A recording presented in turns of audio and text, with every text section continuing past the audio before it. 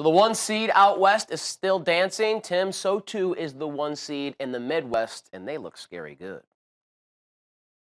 The crowd, behind us, and they give us so much momentum and energy throughout the game. So it's just great to be here. 35 miles away from Lawrence, it's just basically in our backyard, and we're just thankful that we had the opportunity to play here, and we just wanted to take advantage of it. And the fans brought unbelievable energy, and we're just so thankful to have great fans.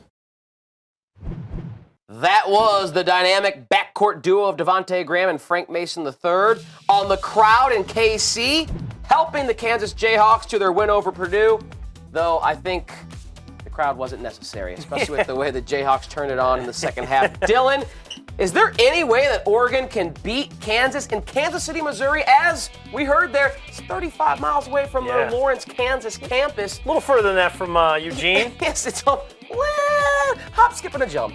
It's just a half of a toe from Lawrence to Kansas City, Mo. It's going to be really loud and raucous, a lot of blue in there, not a lot of Oregon duck, yellow, green, whatever you want to call it.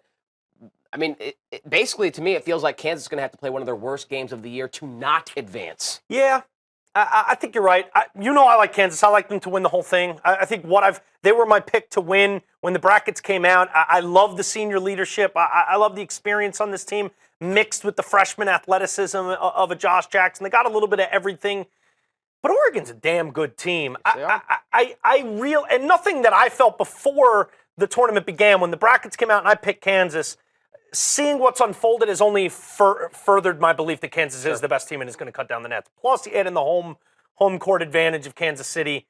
I'll tell you what they need. They need Dylan Brooks to play like the Pac-12 Player of the Year. That's what Oregon needs. Tyler Dorsey, yet again, especially early in this game, was lights out. 3 of 4 in the first half from the three-point line, another 20-point effort.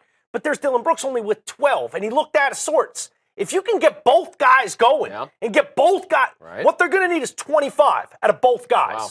And that's a lot. I mean, we saw 26 from Graham and 26 from Mason today, showing their backcourt can do it, and they're going to have a lot more fans than you.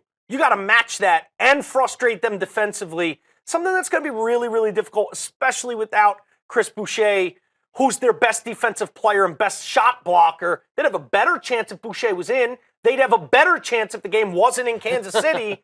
They still have a chance because they're a really good team. Yeah. And if Tyler Dorsey and Dylan Brooks can both get it going, they can use that as a narrative to win this game. But I don't think they will. I just think they're running to a buzzsaw right now. And that buzzsaw has momentum behind their sails with all the fans there in Kansas.